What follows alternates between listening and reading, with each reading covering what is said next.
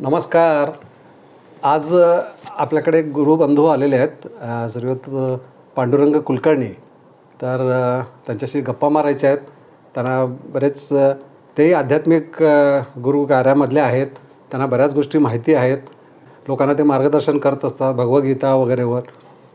तर आता ते म्हणाले आपण जरा डिस्कशन करूया, म्हणजे आपल्यामधल्या विषयाची देवाणघेवाण आध्यात्मिक काय आता आपण विषय समजून घेतो आहे आणि त्याच्याबरोबर आपल्या सगळ्यांनाही ऐकायला मिळेल.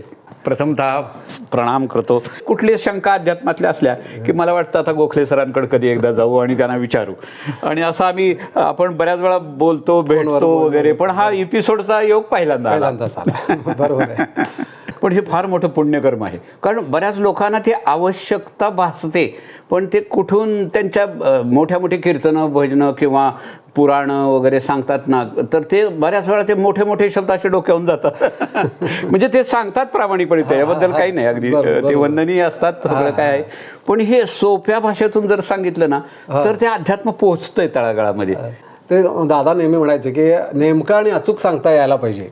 त्यामुळे मी तसा प्रयत्न करत गेलो की ती त्यांचीच कृपा आहे की नेमका आणि अचूक विषय थोडक्यात सांगता यायला पाहिजे. म्हणून माझे जे एपिसोड आतापर्यंत झाले ते सगळे असे 15-20 मिनिटाचे असे केले. मग इंटरेस्ट निर्माण होण्याकरता काय करू शकतो हा प्रयत्न नव्हता. बरोबर, ती इनिशिएटिव्ह आहे सुरुवातीच अगदी की बाबा आता नक्की काय, तर काहीतरी मोठी कथा कुठली तरी सांगितली तर ती आपल्याशी काही संबंध नाही असं वाटतो. आता काहीतरी रामायण महाभारतातली एखादी कथा मी जर का तुम्हाला सांगायला लागलो, त्यावेळेला असा होता, दशरथ राजा होता, आणि अनेक आपण त्याच्यातल्या कथा ऐकत असताना मग जो ज्याला रामायणात किंवा महाभारतात इंटरेस्ट आहे असा मनुष्य बसून ते ऐकेल. परंतु हे आपल्या संदर्भात आहे, हे सगळ्यात माझ्या संदर्भात आहे असं वाटलं पाहिजे, असं वाटलं पाहिजे. आणि जो जसं आपण आत्मा म्हणतो, मला ज्यावेळेला ह्या कार्यात मी आलो नव्हतो त्यावेळेला माझ्या मनात असे प्रश्न होते. मग तो आत्मा म्हणतात, जीवात्मा म्हणतात, परमात्मा दिसत तरी काही नाही, मग काय असेल नक्की? का उगीच आपलं काहीतरी वेळ म्हणजे काय टाइमपास म्हणून काहीतरी अशी चर्चा करत बसतात. पण ज्यावेळेला मला खरंच विषय समजून घ्यायची ओढ निर्माण झाली आणि विषय समजायला लागला, तसं म्हटलं अरे हे सगळं खरं आहे. म्हणजे काय म्हणतात की आता मी वेदांत उपनिषदाचे सुद्धा एपिसोड करतोय. म्हणजे उपनिषद तरी म्हणतात की अदृश्य आहे ते खरं आहे आणि दृश्य आहे ते खोटं आहे म्हणतात. हा, म्हणजे ते कुठलं तरी शास्त्र आहे ना आता, मेटाफिजिक्स का, मेटाफिजिक्स का क्वांटम फिजिक्स, क्वांटम की दृश्य. आता शेवटी असंच होतं ना की कालच मी एक एपिसोड ऐकत होतो, म्हणाला की आपण स्थूल देहाने जीवन जगत असतो आणि स्थूल देहाने काही ते कर्म करतो. त्याला आज्ञा कोण देतं? सूक्ष्मदेह देतो, आपलं मन देतो. आपण विचार करतो, मनात आलं म्हणतो, म्हणून आपण आता काहीतरी ऐकलं, काहीतरी बघितलं म्हणून आपण कृती किंवा क्रिया करतो ती स्थूल देहाने, परंतु त्याला आज्ञा देतं सूक्ष्म, आणि सूक्ष्म दिसत नाही. अंतःकरण चतुष्टय जे म्हणजे जो आपला सूक्ष्म देह आहे ना, तोच तर प्रधान आहे. तोच ह्या देहाकडून कार्य करून घेतो. म्हणजे थोडक्यात काय, गाडीमध्ये आपण बसून गाडी चालवतो, त्याला गाडी चालवणारा आतमध्ये असतो, गाडी आतनं आपण चालवतो त्याप्रमाणे ती जात असते. तसे ह्या देहामध्ये आतमध्ये जो सूक्ष्म देह आहे तो प्रधान आहे. तरी हा देह प्रकृतीने त्याला दिलेला आहे की तुझं काय कर्म आहे गत जन्मातलं, जे काय अज्ञानाने जे काय पातक प्रमाद निर्माण झाले तू ते सगळे नीटनेटके कर म्हणून जा, म्हणून ते आपल्याला ते मिळालेलं आहे. परंतु स्थूल देहाला ते कळत नाही. स्थूल देह मनमानी करायला लागतो, तुलना करायला लागतो, तुमच्याकडे काय, मला अहंकार निर्माण होतो. ते सगळ्या अनेक गोष्टी त्याच्यामध्ये येतात. कारण नसताना अहंकार निर्माण होतो आणि मी तुमच्यापेक्षा कसं श्रेष्ठ आहे सांगायचा प्रयत्न, किंवा तुमच्यापेक्षा जास्त मला दौलत पाहिजे, तुमच्याकडे म्हणजे गाडी घेतली तुम्ही मग मलाही पाहिजे, भौतिक सगळे विषय. कारण नसताना आपण त्याच्यामध्ये गुरफटत जातो आणि मूळ जन्माला यायचं कारण जे काय ना ते तसंच राहतं. असं ज्या वेळेला मला कळलं, म्हणजे दादांच्याकडनं, की मूळ कारण म्हणजे कारणातलं कारण हे असा तो विषय भन्नाट आहे ना, किंवा भयंकर ओढ निर्माण व्हायला, की हे सगळं समजून घ्यायला पाहिजे. आणि ते अध्यात्म असं आहे ना, जितकं आपण खोल उतरू ना अजून खाली खूप खोल आहे, अजून खूप खोल आहे असं वाटायला लागतं. खूप. आणि मग त्याला असे काय म्हणतात की फांद्या भरपूर असतात, फांद्या भरपूर असतात. आणि जितकं समजून घेईल ना त्या अजून समजून घ्यायची तहान वाढत जाते. आणि ती जी तळमळ आहे किंवा तिच्छा किंवा समजायला लागल्याचा जो आनंद आहे ना, तो आत्मिक आनंद आहे. म्हणजे तू त्याची तळमळ आहे ती. खरं. आता हे थोडक्यात असं म्हणता येईल का बघा, की आपल्या शरीराची सगळी इंद्रिय आहेत, हे कामगार आहेत समजा, कामगार, आणि त्यांना कंट्रोलिंग करणारं मन नावाचा एक त्याचा मुख्य एक मुकादम म्हणा किंवा काहीतरी म्हणा, तो आहे. आणि तो मन त्या सगळ्या इंद्रियाला चालवतो.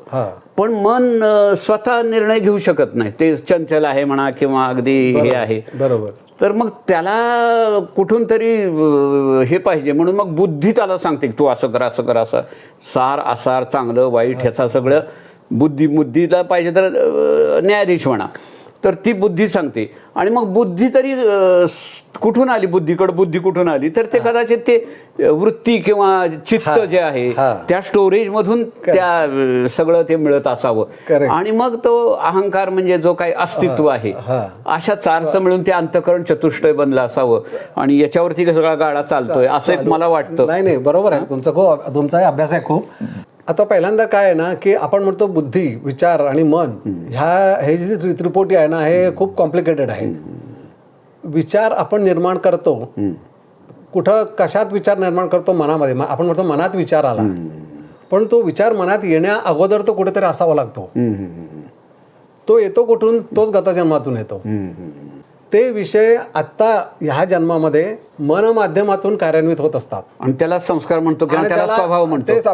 ते त्याच्या जीवनाचं उद्दिष्ट किंवा एक अमुक एका विषयामध्ये त्याला आसक्ती असणं. आपण म्हणतो ह्याला ह्या विषयात कसे काय गोडी लागली काय माहित नाही, ते पूर्वजन्मीचं आहे. म्हणजे ते संस्कार तसेच पुढे कॅरी होता आणि ते संपवल्याखेरीज त्याच्यातून मुक्तता नाही. किंवा मग आता ऋणानुबंध म्हणजे देणं घेणं, म्हणजे आपल्या पोटी आलेले आपले अपत्य किंवा आपण ज्यांच्या पोटी जन्माला आलो आपले आई वडील, काहीतरी ऋणानुबंध आहे. मग तो ऋणानुबंध पूर्ण करायचा आहे. त्याच्यात प्रेम असेल किंवा हेवे दावे असतील, काही असू शकतं. जे काय आहे ते हिशोब पूर्ण करायचं. मग त्याच्याकरता मन, विचार, बुद्धी ही सगळी माध्यमं कार्य करतात. मग तो विषय मनाच्या ठिकाणी धारण होतो. त्याला तशी जसं आपण म्हणतो ना की त्याला काय अचानक वाटलं आणि काहीतरी बिझनेस करायचं डोक्यात खूळ घेतलं म्हणतो आपण, आणि काहीतरी करायला जातो, नुकसान करून घेतो किंवा फायदा करून घेतो. ह्या दोन्ही गोष्टी त्याच्या मनात तो विषय धारण झाला, तो कुठंतरी आधी निर्माण झाला होता. मग तो त्याच्या मनात आला, संदर्भ मागं जातो आणि मग तो विचारात घेतो. त्याच्याबद्दल विचार व्हायला म्हणजे विचार मनामध्ये त्याच्या येतो आणि मग तो सुरू होतं त्याचं प्रक्रिया आणि मग देह माध्यमातून तो कार्यान्वित होतो. मग हे असं सगळं गणित आहे ना, हे प्रत्येक जन्मामध्ये प्रत्येक मानवाचं हे कंटिन्यू चालू असतं. मग होतं काय इथं की आपण स्थूलमानाने जीवन जगत असतो, परंतु ह्याच्यामध्ये सूक्ष्म देह हा प्रधान आहे आपल्याला कळत नाही. कुणी कुणाला आणलंय, सूक्ष्माने स्थूलाला आव्हानित केलं म्हटल्यापेक्षा निसर्गाने आपल्याला हा स्थूल देह दिलेला आहे. म्हणून सद्गुरू काय म्हणतात की तुम्ही जे काय करायला आलात ते तुम्हाला करायला मिळणं हे खूप महत्वाचं आहे. म्हणजे जन्माला येताना जो विषय घेऊन आलोय तो विषय कार्यान्वित झाल्याशिवाय त्याच्यातून मुक्तता नाही आहे. आणि मग तो विषय आपल्यामधून एक्झिक्यूट झाल्यानंतर तो संपणार आहे, म्हणजे ते कर्म संपणार आहे. आपल्याला कर्मशून्य अवस्था प्राप्त करायची आहे, शून्यता, ऋणातून मुक्त व्हायचंय. तर मग तो जीवात्मा आहे, तो आत्मा ही अवस्था प्राप्त करून परमात्म्याशी एकरूप होईल. मग ते होण्याकरता ते कसं करायचं त्याचं चॅनलच काय हे माहिती पाहिजे आणि त्याप्रमाणे आपल्याला साधना मिळायला पाहिजे. असा तो सगळा विषय आहे. कारण हे सगळं सोपं करून जर लोकांना सांगितलं ना तर ते फार उपयुक्त आहे आणि ते गरज आहे. खरंच गरज आहे. ते विषय खूप खोलामध्ये आहेत. ते त्याच्यात वेगवेगळे त्याच्यात काय म्हणतात पार्ट्स आहेत. आपल्याला भगवद्गीतेमध्ये आणि म्हणजे कर्म मार्ग सांगितलाय, भक्ती मार्ग सांगितलाय, ध्यान मार्ग आहे, ज्ञान मार्ग आहे. मग त्या वेगवेगळ्या मार्गातले लोक असतात. जसं आता माझ्या चॅनलवर वेगवेगळ्या मार्गातले लोक मला कनेक्टेड आहेत की ते मी म्हणतो त्यांना तुम्ही ज्या मार्गात असाल त्याच मार्गामध्ये, परंतु साध्य काय करायचं हे समजून घ्या. माझं नेहमी सगळ्यांना हेच म्हणणं असतं की मार्ग कुठलाही जरी असला तरी सुद्धा ध्येय निश्चित पाहिजे. काय साध्य करायचंय हे माहिती पाहिजे. मॅक्झिमम लोकांचं पहिल्यांदा जसं आम्ही आता केंद्रावर गेल्यानंतर अडी अडचणी घेऊन जातो. म्हणजे केंद्रावर तशी पद्धत आहे की अडी अडचणी सोडवतात, परंतु अडचणी सोडवण्याकरता केंद्र नाही आहे. तर तिथं तुम्हाला तुमची आंतरिक अवस्था विकसित करून आपण नरा अवस्थेला जन्माला होते. नराची नारायण अवस्था प्राप्त काय केल्याने होईल त्याचं तंत्र, यंत्र आणि मंत्र म्हणजे जी साधना अतिसिद्ध केलेली आहे ती केल्यानंतर नकळतपणे मुक्ती, मोक्ष या सगळ्या गोष्टी त्याच्यामध्ये अंतर्भूत आहेत. म्हणजे भौतिक आणि आध्यात्मिक, सूक्ष्म देह आणि स्थूल देह याचा हा संघर्ष आहे. हा सगळा संघर्ष आहे. पण इथं आपल्याला म्हणजे जो आपण मी म्हणतो तो नक्की मी कुणाला म्हणतो हेच कळत. आपण साधनालाच मी म्हणतो, साधन म्हणजे मी नाही. एक्झॅक्टली तिथं आपण जसं म्हणतो ना की आता गाडीतनं मी चाललोय म्हटलं, मी गाडीत बसल्यावर मी गाडी होत नाही. मी गाडीचा वापर केलं तर काही कालापुरता केला, सोडून दिलं, गाडी सोडून दिली. एक्झॅक्टली तसं ह्या देहाचा वापर म्हणजे ह्या देहाला बायोलॉजिकल इन्स्ट्रुमेंट म्हणलंय. साधन आहे. बायोलॉजिकल इन्स्ट्रुमेंट आहे ना, यात अनेक इंद्रिय आहेत, भरपूर आतमध्ये आपण खातो, पचन, श्वसन, रक्ताभिसरण होत असतं आणि चलनवलन होत असतं, परंतु ते कार्यान्वित करणारा जो आतमध्ये आहे तो सूक्ष्म देह आहे आणि त्याला माहिती पाहिजे की ह्या देह माध्यमातून काय साध्य करायचंय, ह्याच्याकरता सद्गुरू प्रयत्न करत असतात. आणि हे ज्ञान म्हणजेच अध्यात्म असं म्हणलं. एक्झॅक्टली. मग पण आपल्याला हे समजलं. हा मुक्ती मोक्ष म्हणजे काय कळलं पाहिजे. म्हणजे मुक्ती मोक्ष म्हणजे प्रत्यक्षात मोक्ष अशी काही गोष्ट नाहीये किंवा ते कधी मिळवायची नाही की पैसे मिळवले सारखं मोक्ष मिळवायचं नाहीये. तो मिळतो. तो मिळतो म्हटल्यापेक्षा तो ज्ञानावर आधारित आहे. हे समजून घेणं, म्हणजे समजून घेणं. आपली स्वतःची जी ओळख आहे ती देह नसून आत्मा आहे. तो आत्मा आहे. आणि तो कसा आहे, तो आता ह्या क्षणी सुद्धा साक्षी स्वरूपात आतमध्ये आहे. माझ्यामध्ये जो अवेअरनेस कॉन्शियसनेस आहे तोच आत्मा आहे. बरोबर. मग त्याला म्हणजे विटनेस कॉन्शियसनेस म्हटलंय. मी साक्षी आत्मा आहे, ही आपली खरी ओळख आहे. ही ओळख होणं म्हणजेच मुक्ती म्हटलं, त्यालाच मोक्ष म्हटलंय. मोक्ष म्हणजे असं काही वेगळं आपल्याला एका ठिकाणी गेल्यावर मिळणार आहे असातला काही भाग नाही किंवा असा विषय नाही. आणि हे जे स्वर्ग नरक वगैरे म्हणतात ते स्वर्ग नरक ह्या सुद्धा कल्पना मानसिक स्तरावरच आहेत. अच्छा. उपनिषद प्रत्यक्षात स्वर्ग किंवा नरक अशी कुठली जाऊ नये म्हणतात. उपनिषदामध्ये कुठल्याच गोष्टीला म्हणजे हे नसतं किंवा खोटं आहे, चुकीचं असं काहीच म्हटलेलं नाही. उपनिषद म्हणतात त्या सगळ्या मानसिक स्तरावरच्या गोष्टी आहेत. तिथं सुद्धा तुम्ही अनुभवणार आहात. तिथं एक गोष्ट समजून घेतली तर उपनिषदात सटकन समजतात की अनुभवणारा जो आहे ना त्याच्या अनुभवात जे येतंय तो नसतो. आता मी एखाद्या गोष्टीचा अनुभव घेतोय, बरोबर आहे ना, ह्याचा अर्थ मी तो नाहीये. मला अनुभव मिळतोय म्हणजे मी तो नाहीये. मी अनुभव घेतोय. हा, मग तसं जर का आपण समजून घेतलं तर मी ह्या देहाचा अनुभव घेतोय. खरंय की म्हणजे देह वेगळा आणि मी वेगळा. मी श्वासाचा अनुभव घेतोय. हे माझं शरीर आहे. हा श्वास, मी श्वासाचा अनुभव घेतोय. ह्याचा अर्थ मी श्वास नाहीये. माझ्या मनात काय चालू आहे मला कळतंय. मी मन नाहीये. असं हे माझं शरीर म्हणजे आनंद झालेला मला कळतोय किंवा मला एखादी गोष्ट कळाल्याचं कळतंय किंवा आनंद झाल्याचं कळतंय. हा जो कळणारा जो आतमध्ये आहे ना तो आत्मा आहे, त्यालाच ब्रह्म म्हटलेला आहे. हा इतका सोपा आहे खरं म्हणजे, परंतु ते अवघड जातं. कारण मी देहालाच मी म्हणतो तिथं अहंकार 99% लोक म्हणजे. मग त्यामुळे मग काय होतं, मग मानसिक अवस्थेवर अनेक गोष्टी आहेत अनुभवाच्या. जसं स्वप्नात आपण अनुभवत असतो, एक स्वप्न आपणच निर्माण करतो आणि त्याच्यात आपणच असतो, पण तिथे सुद्धा अनुभवणारा आपण वेगळा असतो. वेगळा असतो. हा, मग तसं हे सगळे जसं तुम्ही आता स्वर्ग नरक वगैरे ह्या ज्या सगळ्या गोष्टी आहेत ना, ह्या सगळ्या मानसिक स्तरावरच्याच गोष्टी आहेत. मग मोक्ष मानसिक स्तरावरचाच आहे का? मोक्ष ज्ञानावर आधारित आहे. अच्छा. तिथं मानसिक नाहीये, तिथं मनाचाही लोप व्हावा लागतो तेव्हा मोक्ष साध्य होतो. म्हणजे कसं आहे ना, मुक्ती आणि मोक्ष, तर आपण सगळ्या विषयातून मुक्त व्हायचंय. मुक्त झाल्यानंतर मोक्ष आपोआप झाला. मी सगळ्यातून मुक्त झालो म्हणजे मोक्षच झाला. म्हणजे थोडक्यात काय, त्याला उपनिषदांमध्ये नेती नेती म्हटलंय. ते मी नाही, ते मी नाही, मग सगळं नसणं, मग शिल्लक कोण तर शून्य आहे, तेच ब्रह्म आहे. परंतु प्रत्यक्षामध्ये क्वांटम फिजिक्स मध्ये काय निदर्शनास येतं, सगळ्या लहरी आहेत, सगळ्या व्हायब्रेशन्स आहेत. प्रत्यक्षात तिथं ती गोष्ट एनर्जी ती आपण बघायला लागलं की ती आकार घेते. म्हणून उपनिषदात म्हटलंय तुम्ही बघताय म्हणून जग आहे, तुम्ही अनुभवताय म्हणून आहे. तुमच्या अनुभवाच्या बाहेर जग आहे का? नाहीये. म्हणून रोजची जी जागृत स्वप्न सुषुप्ती मांडुक्य उपनिषद आहे ना, त्याच्यामध्ये हाच विषय सगळ्यात प्रधान घेतलेला आहे की जागृत म्हणजे आता आपण जागे आहोत, स्वप्न म्हणजे आपण झोपल्यानंतर स्वप्न बघतो, आणि सुषुप्ती म्हणजे गाढ झोप. ह्या तीनही अवस्था जो अनुभवतोय ती चौथी अवस्था त्याला तुर्या म्हटलेलं आहे आणि तेच ब्रह्म आहे. ते समजणं ह्यालाच मुक्ती म्हटलेलं आहे. कारण तिथं जो अनुभवतोय तो फक्त अनुभवणारा साक्षी म्हणून आहे. त्याच्या अनुभवात जसं आपण रोज गाढ झोपेमध्ये काहीच नसतं, ती एक अवस्था रोज प्रत्येकाला दिलेली आहे की जिथं खरं म्हणजे विचाराची निर्मिती व्हायला पाहिजे. सद्गुरू म्हणतात की गाढ झोपेत मी कुठं होतो, कधीच विचार येत नाही. खरं म्हणजे प्रत्येक जण गाढ झोपेमध्ये कुठंच नसतो. हो, खरं. जागा आल्यावर त्याला समाधी म्हणायचं का? समाधी पण नव्हे. समाधीमध्ये आपण जागा असतो, आपल्याला कळत असतो. हा फरक आहे. बघतोय म्हणजे मी एक अशी एक अवस्था असते तिथं ती फक्त अस्तित्व म्हणून आहे, अशी ती अवस्था असते. ती पण एक प्रकारचं अस्तित्वाचं भान असतं तिथं. हा, गाढ झोपेमध्ये मन नावाचं इंद्रिय दिलेलं आहे ते तिथं शटडाऊन झालेलं असतं. मनामध्ये कुठलेच विषय नाही. ही अवस्था म्हणजे सुषुप्ती म्हटलं, म्हणजे गाढ निद्रा. म्हणजे सगळे शटर बंद आहे, सगळं बंद आहे. म्हणजे सुषुप्तीच्या पलीकडे समाधी. सुषुप्ती ह्या तिन्ही अवस्था अनुभवणारा जो साक्षी म्हणून आहे, त्या अवस्थेत ज्या वेळेला मी स्थिर स्वरूपात ज्या वेळेला तिथं असतो ती समाधी आहे. म्हणजे तुरीय अवस्था का? ती तुरीय अवस्था आहे. परंतु तिथं पण कन्फ्युजन होतं. म्हणजे काय होतं तिथं सुद्धा उपनिषद म्हणतात तू ते बघतोयस किंवा ती एक अनुभवतोयस, याचा अर्थ तू अनुभवणारा पुन्हा वेगळा राहतो. म्हणजे परत द्वैत झालंच. परत दोन गोष्टी आल्या. तिथं खूप नाजूक आहे तो विषय त्या पॉइंटला आल्यानंतर, की अरे मग मी समाधीत होतो आणि मी काही नाही असं अनुभवत होतो. म्हणजे मी अनुभवत होतो म्हणजे शिल्लक आहेच आहे, म्हणजे मी पुरा शिल्लक आहेच. खरे हे मी पण संपणं म्हणजे मोक्ष. तिथं काय आहे ना, की हे सगळं जे काही विश्व ब्रह्म आहे हे एकाच चैतन्याचे हे सगळे पैलू आहेत. म्हणजे एकच समुद्र आहे, तर समुद्रामध्ये लाटा आहेत. त्या लाटेमध्ये काय आहे, तोच समुद्र. म्हणजे त्या समुद्राचं लाटेला पाणी आहे. उगाच वाटतं की मी समुद्रापेक्षा वेगळे आहे, असं नाही. त्याच्यावर बुडबुडे आहेत, फेस आला असेल, काय आपण जे बघतो ते सगळं एकच आहे. एकच आहे. जसं ते मडक्याची भांडी आहेत. समजणं म्हणजे मोक्ष. बस मडक्याची भांडी आहेत, वेगवेगळे आकार आहेत. आत हवाच आहे. माती नाही किंवा मातीची आहेत.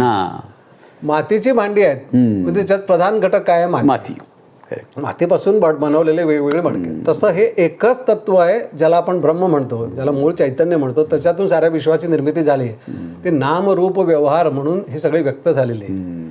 ती सूक्ष्म म्हणजे कसं आहे, आपलं निज स्वरूप ते अदृश्य आहे. आपण आत्मा आहे आत म्हणतो, पण कुठे आहे दाखवू शकत दिसत नाही. तसंच तो परमात्मा आणि आपला आत्म्याच्यात फरक काय, काहीच नाही. देहामध्ये आल्यानंतर तिथं अहंकार येतो. तिथं मी माझं नाव सांगतो. म्हणजे मडक्यातल्या हवेला वाटतं मी मडक्यातली हवा आहे, पण मडकं फुटलं की तो परमात्मा एकच आहे. ह्या विश्वाशी तो एकरूप होतो. आपण ग्लास असं घेऊन ग्लासमधनं असं कुठेतरी नेलं तर त्याच्याबरोबर हवा घेऊन जात नाही. हवा आहेच आहे. ती काच फुटली तरी ती हवा वरची हवा आणि हवा एकच आहे. ते फुग्यातली हवा, ती फुगा फुटल्यानंतर जाते कुठे, ती हवेतच नाहीशी होऊन जाते. म्हणजे आपल्या आतला जो आत्मा आहे तो परमात्म्याचाच हे आहे. हे अशा स्वरूपात जर का आपण हे नीट समजून घेतलं ना, तर मग तो कोण आहे, कसा आहे हे क्लिअर व्हायला लागतं. किंबहुना त्याच्याबद्दल इंटरेस्ट निर्माण होतो. मग तो त्याच्यात बारकावे खूप आहेत की ते नेमकं आपण तो कसा आहोत हे समजून घेण्यासाठी. मग त्याचे आपल्याला काय म्हणतात की थोडे नेती करून नको असलेले विषय दूर केल्यानंतर आंतरिक अवस्था शुद्ध व्हायला लागते. शुद्ध व्हायला लागते तसंच त्याची जाणीव व्हायला लागते की तो आत आहे आणि तोच तर मी आहे, म्हणजे मी देह नाहीच आहे. मग तिथं अहंकारही गळून पडतो, प्रसिद्धी गळून पडते, सगळं गळून पडतं आणि उपाध्या गळून पडतात. जोपर्यंत पडत नाही मीपणा निघून जातो. तो पडायलाच पाहिजे. तो जर का पडला नाही तर मग तो अहंकारी एक काहीतरी जाणकार असा होऊन बसतो. तोही कामाचा नाही, काही नाही, उपयोग नाही. बरोबर. ते तत्व असं आहे की ते सर्वत्र आहे, ते सगळ्यांच्या मध्ये सामावलेलं आहे. तेच तत्व मी आहे, तुम्ही आहे, सगळे तेच आहे. मग हे सिद्ध पुरुष वगैरे जे असतात ते त्यांच्याकडे अहंकार असतो ना. हे ऋषीमुनी किंवा चांगदेव महाराज समजा किंवा रावण समजा, त्यांच्याकडे तो अहंकार होता. मग काय होतं ना, ह्या शक्त्या एवढी सिद्ध पुरुष असून त्यांच्याकडे अहंकार. काय होतं की शक्त्या आपल्या कंट्रोलमध्ये आहेत म्हटल्यानंतर त्या शक्त्याचा वापर नकळतपणे त्या व्यक्ती माध्यमाकडून होऊ लागतो किंवा होऊ शकतो हे त्याला कळतं. मग त्या शक्तीचं प्रदर्शन होतं तिथं आपल्याला मुक्ती मोक्ष हा विषय नाही आहे. म्हणजे राम आणि रावणातला फरक हा आहे. हा फरक बरोबर. त्यामुळे होतं काय की तो मूळ अवस्था, जसं रामाचे गुरु होते त्यांनी मूळ हा सगळा विषय सांगितला. राम म्हटलं मी या भानगडीतच पडणार नाही, मला काहीच नको आहे. तू म्हणे नाही तुला कर्म करायचं आहे तुझं. त्या रावणाचा वधा करता तुझा जन्म झालेला आहे. मग तो अहंकारी आहे, त्याचा जो अहंकार आहे खरं म्हणजे त्याला सगळ्या देवदेवता प्राप्त झाल्या, त्याच्या शक्त्या सगळ्या प्राप्त झाल्या आहेत, परंतु त्याचा अहंकार मिटवायचा आहे, अहंकार नाश करायचा अहंकाराचा. म्हणून तुला त्याचा पराजय करायचा आहे. म्हणजे अहंकाराचा पराजय करण्याकरता रामाचा अवतार आहे. आणि तो राम म्हणजे तुमच्या माझ्यामध्ये असलेला जो मूळ आत्मा आहे तोच आहे. चांगदेवाचं आहे असंच उदाहरण, अगदी इतकं बोलकं आहे ना ते. तसंच आहे सगळे. हे काय होतं ना, मग इथं हे सगळे टप्पे असतात. म्हणजे आध्यात्मिक ज्या वेळेला आपला प्रवास असतो त्याच्यामध्ये जसं म्हणतात ना, रिद्धी सिद्धी ह्या काही थोड्या आपल्याला प्राप्त झाल्यानंतर नकळत आपल्याला काहीतरी विलक्षण प्राप्त झालंय असा भाव निर्माण होतो. तोही साहजिक आहे, कारण तो शेवटी देहाला तशा गोष्टी बघून माहिती नसतात, मनालाही माहिती नसतात. मग तसं काहीतरी मला चमत्कार करता यायला लागलं की तो चमत्कारात अडकतो आणि तिथं त्याची हे सुरू झाली, अवनती सुरू झाली. त्या सिद्धीमध्ये अडकायला सिद्धीच्या पलीकडे जायचं. मग ते आणि बरेचसे लोक बहुता इथं जाऊनच अडकत असावेत, तिथे अडकतात बऱ्याचदा. कारण मग इतरांच्या पेक्षा मी कोणीतरी वेगळा आहे की मग तो लगेच कॉलर टाईट होतं. बघा मी एवढं मी सांगितलं होतं, मी सांगितलं ना मग होणारच, आणि मी सांगितल्यासारखं झालं किंवा मग मी मग तो गर्व होतो आणि मग तो गर्व घेऊन त्या गर्वातच संपून जातो. मग हे त्यामुळे सद्गुरू म्हणतात ना की तुम्हाला काही गोष्टी काही अवस्था प्राप्त झाल्यानंतर तुम्हाला खूप भान राखावं लागतं. मग म्हणूनच जंगलात किंवा गुहेत जाऊन बसतात का लोक, नकोच या माणसांमध्ये? काही असं जणांना असेल कदाचित. की जे त्यावेळेला त्यांना कळायचं की बाबा या सगळ्या लोकांच्या बरोबर त्यांच्या इच्छा अपेक्षा पूर्ण करत बसलो, बसण्यापेक्षा नकोच. मग त्याच्यापेक्षा आपण लांब जाऊन त्या मूळ चैतन्याशी एकरूप होऊन शांत बसूया जोपर्यंत देह आहे असेल. परंतु सद्गुरू म्हणतात तसंही करायचं नाही, तोही पळपुटेपणा झाला. समाजात राहून समाजाचा उद्धार, समाजाचा जागा जागा केलं पाहिजे. पण त्यावेळेला हे भान राखायचं की समाज आपल्याला आपलं उदो उदो करतोय किंवा पाया पडायला आलं म्हणून लगेच पाया पडून घ्यायचं नाही किंवा स्वतःचा गौरव करून घ्यायचा नाही.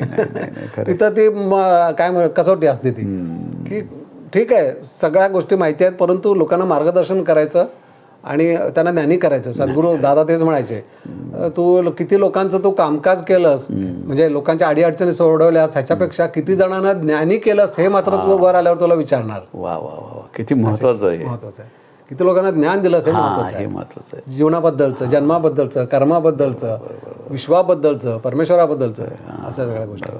तर गुरुबंधू, आज इतकं मी धन्य झालो, माझ्या बऱ्याच शंकाचं निरसन झालं. आणि अशा प्रकारचे शंकाचं निरसन करण्यासाठी मी आपणाकडे येत जाईन, आपण चर्चा करत राहू. आणि याच्यामधून कसं हे फक्त दोघांची चर्चा नाही होणार, त्याच्यामधून जे सर्वसामान्य लोकांना जे ज्ञान मिळतंय त्याच्यातून कसं पुढे जायचंय. कारण ह्या शंका ह्या माझ्या एकट्याच्या नाही आहेत, ह्या एक सगळ्यांचं एक प्रातिनिधिक स्वरूप म्हणून मी तुम्हाला विचारत असतो. त्यामुळे त्या लोकांना सुद्धा छानपैकी एक मार्गदर्शन मिळेल. तर त्या पद्धतीने आपण कायम भेटत राहू. सद्गुरूंची कृपा आहे. पण अवश्य कारण काय होतं ना, माझाही तुम्ही प्रश्न विचारल्यानंतर तो विचार करायला भाग पाडलं जातं. अरे तू समजून घेतलंस ते सांग बरोबर आणि नीट सांग समजण्यासारखं. सद्गुरूंची कृपा आहे, तेच सांगत असतात. आपण आपलं एक माध्यम असतो, एवढंच आहे. चालेल, धन्यवाद धन्यवाद धन्यवाद.